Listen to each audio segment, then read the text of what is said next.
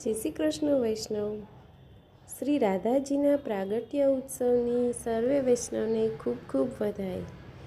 પરબ્રહ્મ સ્વરૂપ પ્રભુ શ્રી કૃષ્ણ રાધાને પોતાના પ્રાણાધિષ્ઠાત્રી અને પ્રાણાધિકા ગણે છે.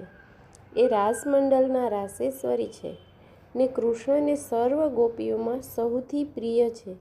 આસો માસની પૂર્ણિમાએ રાસ મહોત્સવમાં શ્રી કૃષ્ણએ રાધાજીનું પૂજન કર્યું.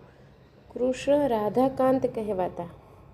રાધા કૃષ્ણના પ્રિયતમા છે.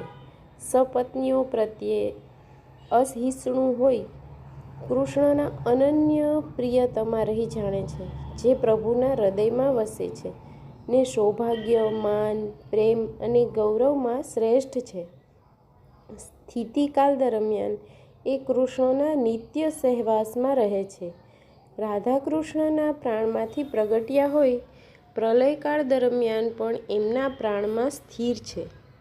કૃષ્ણના પ્રિયતમા તરીકે તેમજ ગૌલોકના અધિષ્ઠાત્રી દેવી તરીકે રાધાજીનો મહિમા અનેરો છે. શ્રી રાધાજી શ્રી કૃષ્ણનું અંગ એક થયેલું છે. તેથી બુદ્ધિજનો રાધા કૃષ્ણ કહે છે. રાધા સર્વ લક્ષણોથી યુક્ત છે. સર્વ વનને દીપાવે છે.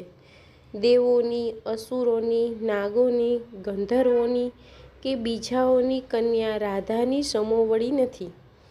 ગૌલોકમાં રાધા સાથે કૃષ્ણ વિહાર કરે છે. શ્રી રાધા પાંચે પ્રાણોના અધિષ્ઠાત્રી.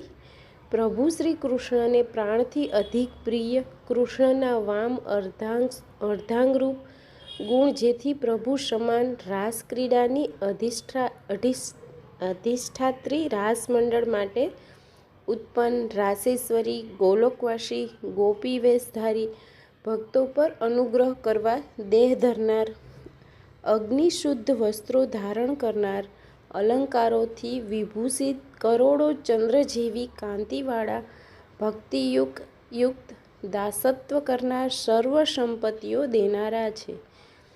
શ્રી વલ્લભાધીશ કી જય.